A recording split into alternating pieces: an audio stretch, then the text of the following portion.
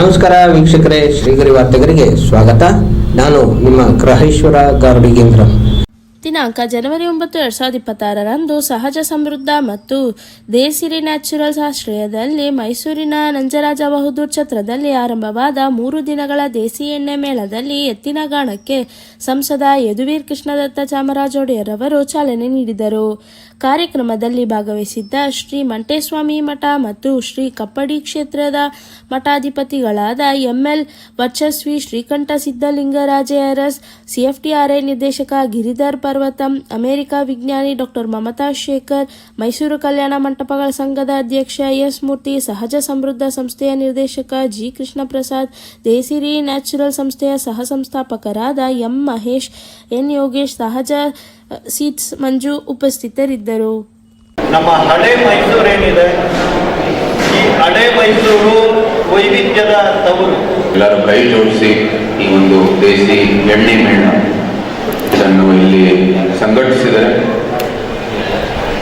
ಈ ಭಾರತದಲ್ಲಿ ಬಹುಶಃ ವಿಶ್ವದಲ್ಲೂ ಕೂಡ ಎಲ್ಲ ಸಮಾಜಗಳು ಸಹಜವಾಗಿ ಪ್ರಶ್ನೆ ಮಾಡ್ತಾರೆ, ನಮ್ಮ ಕಾಲನೇ ಒಂದು ಒಳ್ಳೆಯ ಕಾಲನ ಅಥವಾ ನಮ್ಮ ಹಿಂದೆ ಪೂರ್ವಜರ ಕಾಲನೇ ಅದು ಒಳ್ಳೆಯದಂತ.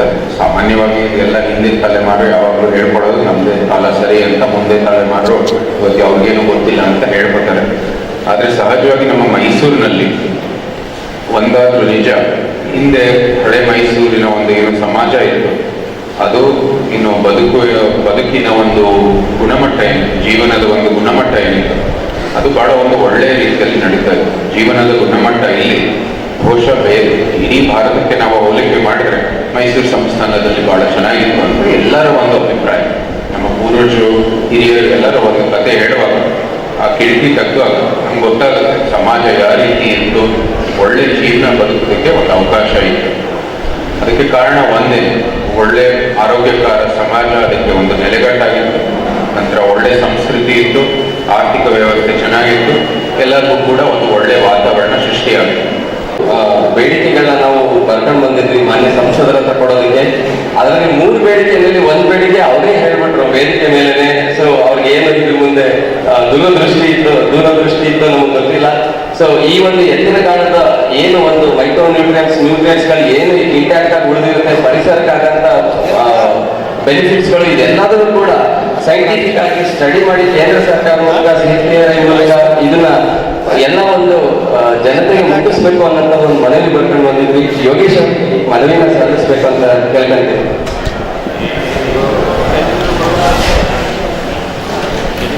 ಹಾಗೆ ಇದ್ರ ಜೊತೆಗೆ ನಾವು ಯಾವುದೇ ಒಂದು ಆಹಾರ ಪದಾರ್ಥಗಳನ್ನ ಭಾರತದಲ್ಲಿ ಮಾರಾಟ ಮಾಡಬೇಕು ಅಂದ್ರೆ FSSAI ಲೈಸೆನ್ಸ್ ಬೇಕು. ಸೊ FSSAI ಲೈಸೆನ್ಸ್ ಅಲ್ಲಿ ಎಣ್ಣೆ ಕೂಡ ಒಂದು ಬಹುಮುಖ್ಯವಾದ ಅಂಶ.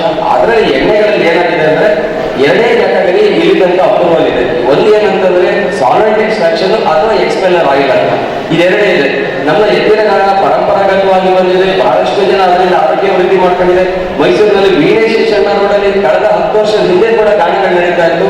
ಸೊ ಆ ಪದ್ಧತಿನ ಫುಲ್ ರಿವನ್ ಗಾಣ ಆಯಿಲ್ ಎಕ್ಸ್ಟ್ರಾಕ್ಷನ್ ಒಂದು ಪದ್ಧತಿ ಕೂಡ FSSAI ನಲ್ಲಿ ಅದನ್ನ ಒಂದು ಇನ್ಕ್ಲೂಡ್ ಮಾಡಬೇಕು ಅನ್ನೋಂಥದ್ದನ್ನ ಮಾನ್ಯ ಸಂಸದರು ಅದನ್ನ ನಮ್ಮ ಕನ್ಸರ್ನ್ ಡಿಪಾರ್ಟ್ಮೆಂಟ್ ಅವ್ರಿಗೆ ಇದನ್ನ ತಿಳಿಸಿ ಇದನ್ನು ಕೂಡ ಒಂದು ಮಾಡಿಸ್ಕೊಳ್ಬೇಕು ಅನ್ನೋ ಒಂದು ಮನವಿ ಇದೆ.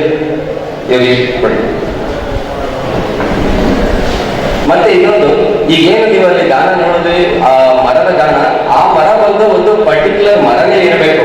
ಏನಂತಂದ್ರೆ ಅದನ್ನ ಬಾಗೆ ಮರ ಅಂತ ಹೇಳ್ತೀವಿ, ಇಂಗ್ಲಿಷ್ ನಲ್ಲಿ ಆಲ್ಬಿಜಿಯಾ ಲಿಬೆಕ್ ಅಂತ ಹೇಳ್ತಾರೆ. ಸೊ ಅದರಲ್ಲಿರ್ತಕ್ಕಂಥ ಔಷಧೀಯ ಗುಣಗಳು ಎಣ್ಣೆಗೂ ಕೂಡ ಸೇರ್ಕೊಳ್ಳುತ್ತೆ ಅನ್ನೋಂಥದ್ದು ಒಂದಿಷ್ಟು ಸ್ಟಡೀಸ್ ಇದೆ. ಈ ಒಂದು ಬಾಗೆ ಮರ ಇತ್ತೀಚೆಗೆ ಹಾಗೆ ಸಂಸದರು ಹೇಳಲು ಬಹಳಷ್ಟು ಟೊಬ್ಯಾಕೋ ಫಾರ್ಮರ್ಸ್ ಗಳಿದ್ದಾರೆ. ಈಗ ಏನು ಟೊಬ್ಯಾಕೋ ಕ್ಯೂರಿಂಗ್ಗೆ ಮರಗಳನ್ನ ಬೇಯಿಸೋದಕ್ಕೆ ಬಳಸ್ತಾ ಇದ್ದಾರೆ, ಅದು ಕೂಡ ಒಂದು ಮರ ಬೇಯಿಸೋದಕ್ಕೆ ಹೋಗ್ತಾ ಇದೆ. ತುಂಬಾ ಒಳ್ಳೆ ಮರ ಇದು. ಬರೋ ದಿನಗಳಲ್ಲಿ ಇದನ್ನ ಪ್ರಿಸರ್ವ್ ಮಾಡೋದಕ್ಕೆ ಒಂದು ಏನಾದರೂ ಒಂದು ನಮ್ಮ ಕಡೆಯಿಂದ ಒಂದು ಆಕ್ಷನ್ ಏನಾದ್ರು ತಗೋದಂತ ಮಹೇಶ್ ಇದೊಂದು ಮನವಿ ಕೊಡ್ಬೇಕು ಅಂತ ಕೇಳ್ಕೊಳ್ತೀವಿ ಮಾನ್ಯ ಸಂಸದ ಅಂತ. Honorable MP, Mysore Lok Sabha ಹೇಳಿದ ತರ traditional way of food processing ಏನೈತೆ ಇದೆಯೋ ಅದಕ್ಕೂ ತುಂಬ ಇಂಪಾರ್ಟೆನ್ಸ್ ಗವರ್ಮೆಂಟ್ ಆಫ್ ಇಂಡಿಯಾ ಸಿಗ್ತಾ ಇದೆ. ಎಸ್ಪೆಷಲಿ ಈ ಗಾಂಧಿ ಎಲ್ಲ ನಡೀತಾ ಇದೆ, ಟ್ರೆಡಿಷನಲ್ ವೇ ಆಫ್ ಮೇಕಿಂಗ್ ಎಣ್ಣೆ. ಮೈಸೂರು ನಿಸರ್ಗದ ಸಂಸ್ಥಾಪಕ ಅಧ್ಯಕ್ಷರಾಗಿ ಮೈಸೂರಿನ JP ನಗರದ ಅಕ್ಕ ಮಹಾದೇವಿ ರಸ್ತೆಯಲ್ಲಿ ಒಂದು ಹಸಿವು ನಿವಾರಣಾ ಕೇಂದ್ರ ಅಂತ ಹೇಳಿ ಒಂದು ಮಾಡ್ಕೊಂಡಿದ್ವಿ. ಕಳೆದ 6-7 ವರ್ಷಗಳಿಂದ ಅಲ್ಲಿ ಬರುವಂಥವರಿಗೆ ಊಟದ ವ್ಯವಸ್ಥೆಯನ್ನು ಕನಿಷ್ಠ 50ರಿಂದ 100 ಜನ ಪ್ರತಿನಿತ್ಯ ಊಟ ಮಾಡ್ತಾ ಇದ್ದಾರೆ. ಅದು ಚೇಂಜ್ ಆಗಿದೆ, ತಿರ್ಗಾ ಒಂದು ಇದಕ್ಕೆ ಬರ್ತಾ ಇದೆ. ಸೊ ಲೈಫ್ ಸ್ಟೈಲ್ ಚೇಂಜ್ ಆಗುತ್ತೆ. ಬಟ್ ಅದು ಇವತ್ತೊಂದು ಈ ಥರ ಹೇಳಿದೆ ಅಂದರೆ ಮೊದಲು ನಾವು ಸೇವಿಸಿದ ಈ ಕಾರಣದ ಹಿನ್ನೆಲೆ ಅಂತ ಅನ್ಕೊಂಡು ನಾವು ಇವತ್ತು ಮೈಸೂರಲ್ಲಿ ಇಂತಹ ಒಂದು ಎಣ್ಣೆ ಮೇಳ, ದೇಸಿ ಎಣ್ಣೆ ಮೇಳ ಕಾರ್ಯಕ್ರಮನ ನಾವೆಲ್ಲರೂ ಹಮ್ಮಿಕೊಂಡಿರೋದು ಬಹಳ ಸಂತೋಷದ ವಿಚಾರ. ಅದು ಕೂಡ ಈ ಒಂದು ಐತಿಹಾಸಿಕವಾದಂತಹ ಜಾಗದಲ್ಲಿ ಬಹುಶಃ ಸಾವಿರಾರು ಲಕ್ಷ ಕಾರ್ಯಕ್ರಮಗಳನ್ನ ನೋಡಿದಂತಹ ಒಂದು ಸಭಾಂಗಣ ಇಲ್ಲಿ ತಾವು ನಡೆಸ್ತಿರೋಂಥದ್ದು ಬಹಳ ಒಂದು ಸಂತೋಷದ ವಿಚಾರ. ಇಲ್ಲಿ ಈಗಾಗಲೇ ನಮ್ಮ ಸಂಸದರು, ನಮ್ಮ ಡೈರೆಕ್ಟರು CFTR ಅವರು ಹಲವಾರು ವಿಚಾರಗಳನ್ನೆಲ್ಲ ತಮ್ಮ ಮುಂದೆ ಎಲ್ಲ ಇಟ್ಟಿದ್ದಾರೆ. ನಾನು ಅದ್ರ ಬಗ್ಗೆ ಜಾಸ್ತಿ ಹೇಳೋದಕ್ಕೆ ಹೋಗಲ್ಲ. ಮಾತ್ರ ನನ್ನ ಒಂದು ಪರ್ಸನಲ್ ಎಕ್ಸ್ಪೀರಿಯನ್ಸ್ ಏನಂತ ಹೇಳಿದ್ರೆ, ನವೀನ್ ಅವರು ನನಗೆ ಬಹುಶಃ 2018ರಲ್ಲಿ ಪರಿಚಯ ಆಗಿದ್ದು. ನಮ್ಮ ಕಬಡ್ಡಿ ಕ್ಷೇತ್ರದಲ್ಲಿ ಗದಿಗೆಗೆ ರಾಜ್ಯಪಾಲ ಗದಿಗೆಗೆ ಗಾಣದ ಎಣ್ಣೆ ಎಲ್ಲಿ ಸಿಗುತ್ತೆ ಅಂತ ಹುಡುಕಕ್ಕೆ ಹೋದಾಗ ಅಲ್ಲಿ ಸ್ಥಳೀಯರು ಇಲ್ಲಿ ಹತ್ತಿರದಲ್ಲೇ ಬ್ಯಾಡಳ್ಳಿ ಹತ್ರ ಗಾಣ ನಡೆಸ್ತಾ ಇದ್ದಾರೆ. ಅದನ್ನ ತಕ್ಷಣ ಅಂತೇಳಿ ಮೊದಲನೇದು ಅಲ್ಲೇ ದೇಸಿರಿ ಎಣ್ಣೆ ನಾವು ತಗೊಂಡು ಮತ್ತು ದೇವರಿಗೆ ಪಾನಿ ಹಚ್ಚಿದ್ದು ಕಬಡ್ಡಿ ಕ್ಷೇತ್ರದಲ್ಲಿ. ಅದಾದ್ಮೇಲಿಂದ ಅವರ ಒಂದು ಸಂಪರ್ಕ ಹಾಗೆ ಬೆಳೆದು 2020 ಬಹುಶಃ ಎಲ್ಲರಿಗೂ ಇಡೀ ಪ್ರಪಂಚನೇ ಬಹುಶಃ ಅಲ್ಲಾಡಿಸಿದ್ದು ಒಂದು ಮೇಜರ್ ವೀಕಪ್ ಕಾಲ್ ಕೋವಿಡ್ ಇಂದ ಆಗಿತ್ತು. ಸೊ ಆ ಸಂದರ್ಭದಲ್ಲಿ ಲಾಕ್ಡೌನ್ ಆದಾಗ ನಾವು ಸೋಷಿಯಲ್ ಮೀಡಿಯಾದಲ್ಲಿ, ನ್ಯೂಸ್ಗಳನ್ನಾಗಿ, ಹಲವಾರು ಚಾನೆಲ್ಗಳಲ್ಲಿ ನಮ್ಮ ಆರೋಗ್ಯನ ಸ್ವಸ್ಥವಾಗಿಟ್ಕೊಳ್ಳೋದು ಹೇಗೆ ಅನ್ನೋದ್ರ ಬಗ್ಗೆ ನಾವೆಲ್ಲ ನೋಡೋದಕ್ಕೆ ವೀಕ್ಷಣೆ ಮಾಡೋದಕ್ಕೆ ಪ್ರಾರಂಭ ಮಾಡಿದ್ವಿ. ಮೈಸೂರಿಗೆ ನಡೀತಿರುವಂತಹ ದೇಸಿ ಎಣ್ಣೆ ಮೇಳದ ಕಾರ್ಯಕ್ರಮದಲ್ಲಿ ಲಯನ್ಸ್ ನಿಸರ್ಗ ಕ್ಲಬ್, ನಮ್ಮ ಲಯನ್ ಮೂರ್ತಿಯವರು ಒಂದು ಉತ್ತಮವಾದಂತಹ ಒಂದು ಯೋಜನೆಯನ್ನು ಮುಂದಕ್ಕೆ ತಂದಿದ್ದಾರೆ. ಈ plate bank, steel plate bank ಅನ್ನೋದನ್ನು. ಸೊ ಎಲ್ಲೇ ಒಂದು ಕಾರ್ಯಕ್ರಮಗಳಾಗಲಿ, ಮದುವೆ ಇರ್ಬೋದು, ಮುಂದೆ ಇರ್ಬೋದು, ಹಬ್ಬಗಳಿರ್ಬೋದು, ನಾವು ಬಳಸಂತಹ ಈ ಡಿಸ್ಪೋಸಬಲ್ ಐಟಮ್ಗಳೇನಿರುತ್ತೆ, ಪ್ಲಾಸ್ಟಿಕ್ ತಟ್ಟೆಗಳಿರ್ಬೋದು, ಥರ್ಮೋಕಾಲ್ ತಟ್ಟೆಗಳಿರ್ಬೋದು, ಚಮಚಗಳು, ಲೋಟಗಳು, ಅದರಿಂದ ಪರಿಸರಕ್ಕೆ ತುಂಬ ಹಾನಿಯಾಗ್ತಾಯಿದೆ ಅನ್ನೋದು ನಮಗೆ ನಿಮಗೆಲ್ಲ ಗೊತ್ತಿರೋಂತಹ ವಿಚಾರ. ಅದರ ಜೊತೆಗೆ ನಮ್ಮ ಆರೋಗ್ಯಕ್ಕೂ ಕೂಡ ನಾವು ಈ ಸಿಂಗಲ್ ಯೂಸ್ ಪ್ಲಾಸ್ಟಿಕ್ ಲೋಟಗಳಾಗಲಿ ಅದನ್ನೆಲ್ಲ ಬಳಸಿದಾಗ ನಮ್ಮ ಆರೋಗ್ಯ ಅದರಿಂದ ಕೆಡ್ತಾ ಇದೆ ಅನ್ನೋದು ನಮಗೆಲ್ಲ ಅದನ್ನು ಬಹುಶಃ ಎಲ್ಲರಿಗೂ ತಿಳಿದಿರೋಂತಹ ವಿಚಾರ. ಸೊ ಆ ನಿಟ್ಟಿನಲ್ಲಿ ಒಂದು ಉತ್ತಮವಾದಂತಹ ಸಲ್ಯೂಷನ್ನು ಈ ಸ್ಟೀಲ್ ಪ್ಲೇಟ್ ಬ್ಯಾಂಕ್, ಮೂರ್ತಿಯವರು ಅವರ ಸಹಪಾಠಿಗಳೆಲ್ಲ ಸೇರಿ ಒಂದು ಉತ್ತಮವಾದಂತಹ ಯೋಜನೆ ಇವತ್ತು ಮೈಸೂರಲ್ಲಿ ಪ್ರಾರಂಭ ಮಾಡಿದ್ದಾರೆ. ಅವರು ನಮ್ಮ ಕಬಡ್ಡಿ ಜಾತ್ರೆಯಲ್ಲೂ ಈ ವರ್ಷ ಬಂದು ನಮ್ಮ ಜೊತೆಗೆ ನಿಂತು ಸಹಕಾರ ನೀಡಬೇಕು ಅಂತ ಕೇಳ್ಕೊಂಡಿದ್ದೀನಿ. ಅವ್ರು ಬರ್ತೀವಿ ಅಂತ ಅದನ್ನು ಹೇಳಿದ್ದಾರೆ. ಅದೇ ರೀತಿ ಯಾರೇ ಎಲ್ಲೇ ಒಂದು ಹಬ್ಬಕ್ಕೆ ಹೋಗೋದಾಗಲಿ, ಒಂದು ಕ್ಷೇತ್ರಕ್ಕೆ ಒಂದು ಪೂಜೆಗೆ ಹೋಗೋದಾಗಲಿ, ಅವ್ರ ಜೊತೆಗೆ ಒಂದು ಅವ್ರ ಕುಟುಂಬದವ್ರನ್ನೆಲ್ಲ ಕರ್ಕೊಂಡು ಹೋದಾಗ ಇಂಥ ಒಂದು ವ್ಯವಸ್ಥೆನ ಸಂಪೂರ್ಣವಾಗಿ ಬಳಸ್ಕೋಬೇಕು ಅಂತ ನಾನು ಕೇಳೋದಕ್ಕೆ ಇಷ್ಟಪಡ್ತೀನಿ.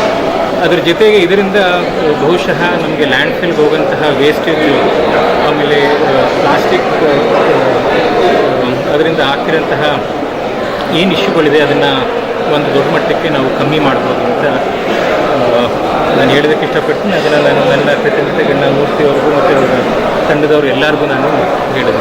ಪ್ರಕೃತಿ ರಕ್ಷಣೆ ಮಾಡೋದಲ್ಲಿ ಸಾರ್ವಜನಿಕರ ಪಾತ್ರದ ಜೊತೆಗೆ ಇದು ಪ್ರಕೃತಿ, ಭೂಮಿ ಮತ್ತು ಪ್ರಾಣಿ ಎಲ್ಲವನ್ನೂ ರಕ್ಷಣೆ ಮಾಡಲಿಕ್ಕೆ ಇದು ಅನುಕೂಲ ಆಗುತ್ತೆ ಅಲ್ವಾ? ಹೌದು, ಖಂಡಿತ.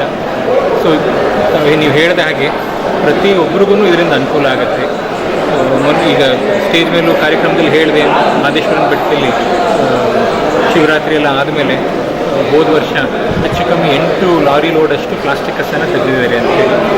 ಸೊ ಇಂತಹ ಒಂದು ಯೋಜನೆಗಳನ್ನ ನಾವೆಲ್ಲ ಕಡೆ ತಂದಾಗ ಅಂಥ ಪ್ಲಾಸ್ಟಿಕ್ ಬಳಕೆ ಕಮ್ಮಿ ಆಗುತ್ತೆ. ಆಮೇಲೆ ನಾವು ನೋಡಿದ್ದೀವಿ ಹಲವಾರು ಕಡೆ ಸೋಷಿಯಲ್ ಮೀಡಿಯಾಲೆಲ್ಲ ಹಸುಗಳು ಬಂದು ಈ ಪ್ಲಾಸ್ಟಿಕ್ಕನ್ನು ಸೇವಿಸೋದಂಥದ್ದು, ಪ್ರಾಣಿಗಳು ಬಂದು ಅದನ್ನು ತಿನ್ನೋಂಥದ್ದು, ಎಲ್ಲರಿಗೂ ಇದರಿಂದ ಬಹಳ ಕಷ್ಟ ಆಗ್ತಾಯಿದೆ. ಸೊ ಎಲ್ಲರೂ ಸಹಕಾರ ಕೊಟ್ಟು ಇಂತಹ ಯೋಜನೆಗಳ ಮುಂದಕ್ಕೆ ಬಂದು ಪ್ರೋತ್ಸಾಹನೂ ನೀಡಿದಾಗ ಇದು ಖಂಡಿತವಾಗ್ಲೂ ಒಂದು ಉತ್ತಮವಾದಂತಹ ನಮ್ಮ ಬದುಕನ್ನೇ ಒಂದು ಒಳ್ಳೆಯ ರೀತಿ ತೊಗೊಂಡು ಹೋಗ್ಬೋದು ಅಂತ ನಾನು ಹೇಳೋದಕ್ಕೆ. ಮತ್ತೆ ಮುಂದಿನ ವಾರ್ತೆಗರಿಯಲ್ಲಿ ಭೇಟಿಯಾಗೋಣ. ಶ್ರೀಗರಿ, ನಿಮ್ಮ ಮನದಾಳದ ಗರಿ. ನಮಸ್ಕಾರ. ಶ್ರೀಗರಿ, ನಿಮ್ಮ ಮನದಾಳದ ಗರಿ. ಶ್ರೀಗರಿ, ನಿಮ್ಮ ಭಾವನೆಗಳ ಗರಿ. ಶ್ರೀಗರಿ, ನಾಡಿನ ಹೆಮ್ಮೆಯ ಗರಿ. ಮನೆ ಮನಗಳ ಗರಿದು ಶ್ರೀಗರಿ, ತನು ಮನ ಧನಗಳ ಗರಿದು ಶ್ರೀಗರಿ, ವಿಶ್ವದ ದೇಶದ ನಾಡಿನ ಗರಿದು ಶ್ರೀಗರಿ. ಶ್ರೀಗರಿ ಶ್ರೀಗರಿ ಶ್ರೀಗರಿ ಶ್ರೀಗರಿ ಶ್ರೀಗರಿ, ನಿಮ್ಮ ಮನದಾಳದ ಗರಿ.